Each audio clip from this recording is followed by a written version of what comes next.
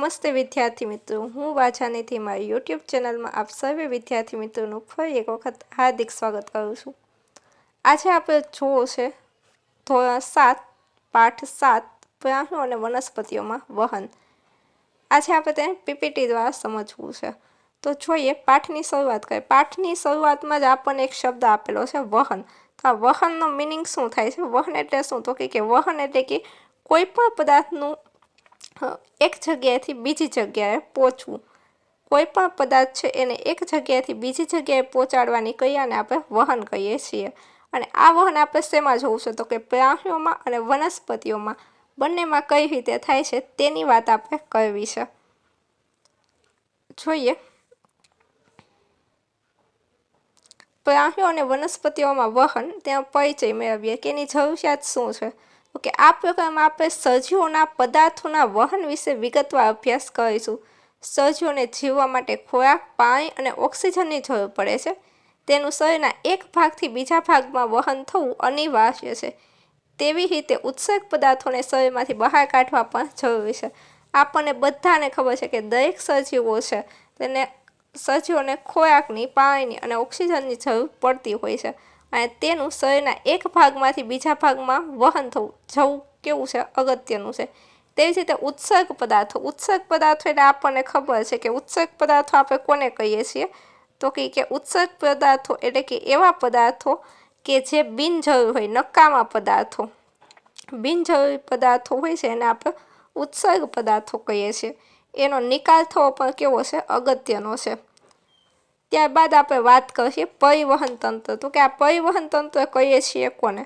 तो कि परिवहन तंत्रनी रचना केवी रीते थाय छे? तो कि हृदय रुधिर वाहिनीओ मळीने परिवहन तंत्रनी रचना करे छे।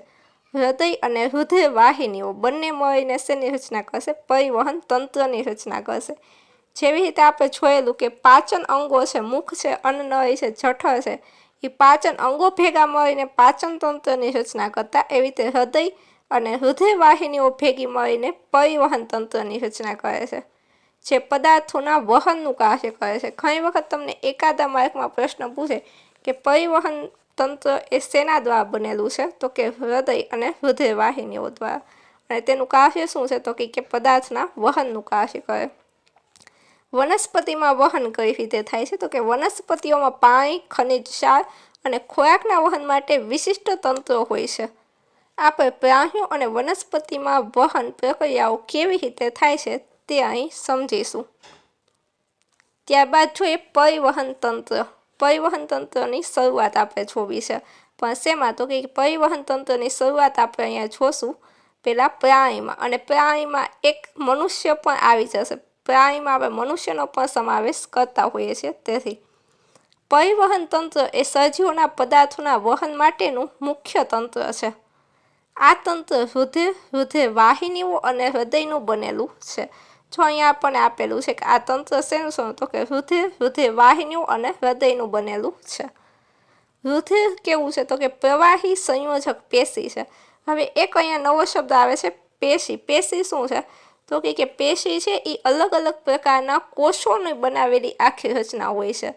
जेम के कोई इमारत बनावी होय तो इमारत बनवा माटे केम पेला ईट जोईए छे, पछी ईटो भेगी मळीने दीवाल बनावशे अने दीवालो भेगी मळीने कोई रूम बनावशे, रूम बधा भेगा मळशे एटले आखी बिल्डिंग बनशे।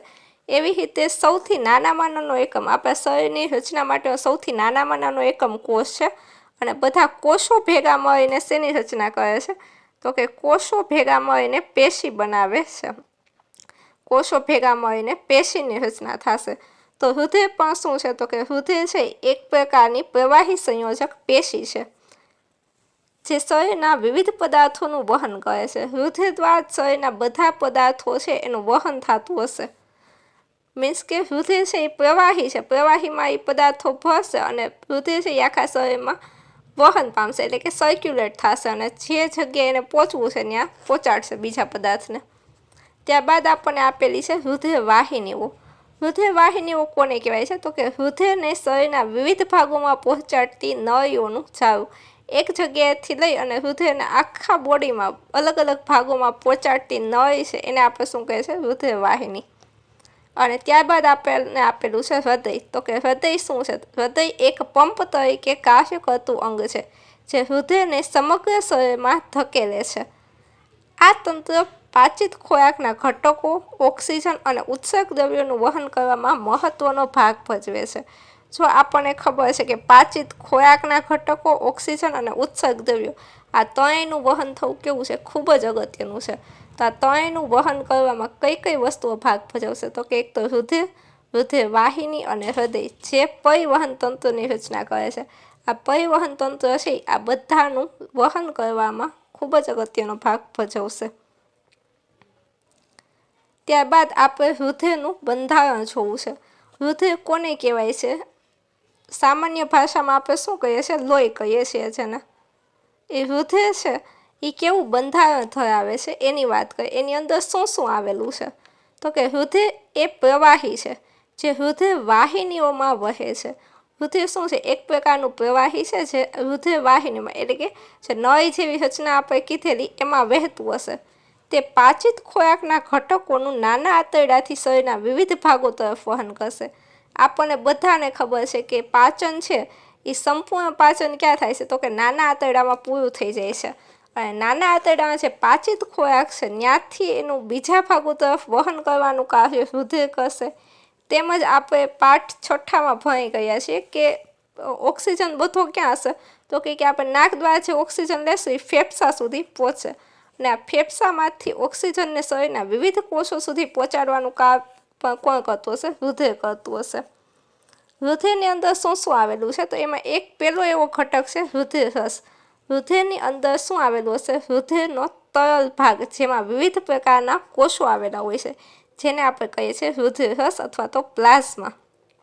તો ઘણી વખત જ્યારે તમને રુધિરનું બંધારણ પૂછે તો એમાં સૌથી પહેલાં આવશે રુધિર રસ એટલે કે પ્લાઝ્મા. જે રુધિરનો કેવો છે? તરલ ભાગ એટલે કે પ્રવાહી ભાગ. તરલ ભાગ મીન્સ કે જે તરીને જઈ શકે એવો પ્રવાહી ભાગ. પ્રવાહીને જ આપણે સામાન્ય રીતે તરલ કહીએ છીએ. પછી આપણને આપેલું છે રક્તકણ જેને કહેવાય છે રેડ બ્લડ સેલ. રક્તકણ છે એ લાલ રંજક કણ હિમોગ્લોબિન ધરાવે છે જે ઓક્સિજન સાથે જોડાઈને શરીરના બધા ભાગોમાં શું કરે છે? વહન પામે છે. જો આમાંથી ઘણા બધા પ્રશ્નો છે એક એક માર્કના આપણને પૂછાઈ શકે. તો એમાં બીજો કયો ઘટક છે? રક્તકણ જેનું નામ છે રેડ બ્લડ સેલ RBC. તે લાલ રંજક કણ હિમોગ્લોબિન ધરાવતું હોય છે. હિમોગ્લોબિન ક્યાં આવેલું છે? તો કે રક્તકણમાં. જે ઓક્સિજન સાથે જોડાઈને શરીરના બધા ભાગોમાં શું કરશે? વહન કરે છે. અને હિમોગ્લોબિનની હાજરીને કારણે જ આપણને રુધિરનો રંગ લાલ દેખાય છે. તો ઘણી બધી વખત આ પ્રશ્ન આપણને પૂછાય છે કે રુધિરનો લાલ રંગ શેને આભારી હોય છે? તો કે હિમોગ્લોબિનને આભારી હોય છે. અને હિમોગ્લોબિન ક્યાં આવેલું હશે? તો કે રક્તકણમાં. ત્યારબાદ આપણે જોઈએ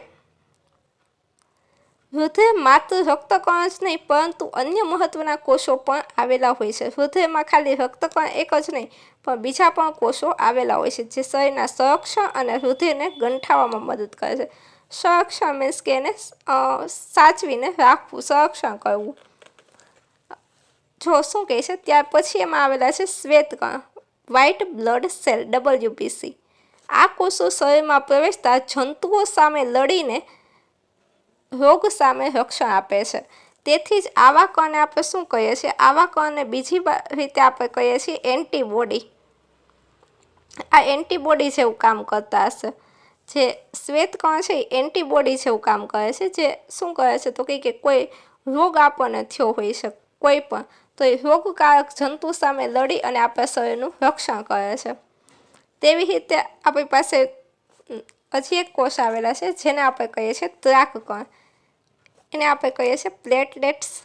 આ કોષો રુધિર ગંઠાઈ જવાની ક્રિયામાં મદદ કરે છે. રુધિર ગંઠાવાની ક્રિયા એટલે કે અમુક સમયે માનો કે તમને કોઈ ઈજા થાય છે પણ છતાં પણ આપણે કંઈ પણ વસ્તુ એના પર લગાવતા નથી, છતાં તમે થોડી વાર ખમશો તો એ લોહી છે એ બંધ થઈ જશે જાતે અને એની ઉપર પોપડા જેવું સ્તર જામી જાય. એને આપણે શું કહે છે? રુધિર ગંઠાઈ જવું.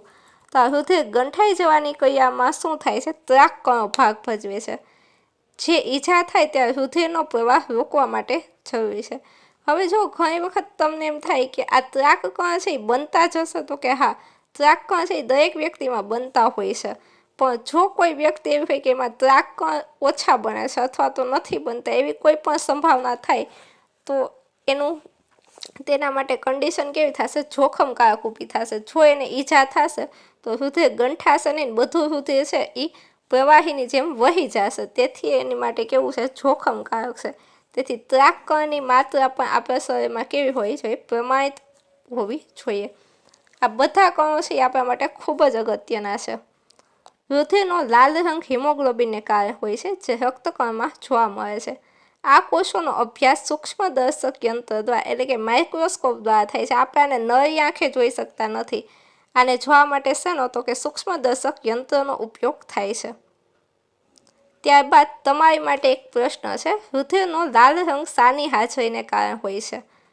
બસ આજ માટે અહીં સુધી રાખીએ. ફરીથી પાર્ટ 2માં આપણે થોડું વધારે આ પાઠમાં ડિટેલમાં જાશું. અને આ જે પ્રશ્ન છે, રુધિરનો લાલ રંગ શાની હાજરીને કારણે હોય છે, એ પ્રશ્નનો જવાબ તમારે કમેન્ટમાં લખવાનો છે. અને આજનો વિડીયો તમને કેવો લાગ્યો, અને આવા જ વિડીયો જો તમારે જોઈતા હોય તો પણ તમારે કમેન્ટ કરવાની છે. વિડીયો કેવો લાગ્યો એ માટે કમેન્ટ કરો. અને જો વિડીયો તમને ગમ્યો હોય તો તમારા દરેક મિત્ર સુધી વિડીયોને શેર કરો, લાઈક કરો અને ચેનલને સબસ્ક્રાઈબ કરવાનું ભૂલશો નહીં. ફરી મળીશું આવતા લેક્ચરમાં. ત્યાં સુધી થેન્ક યુ સો મચ.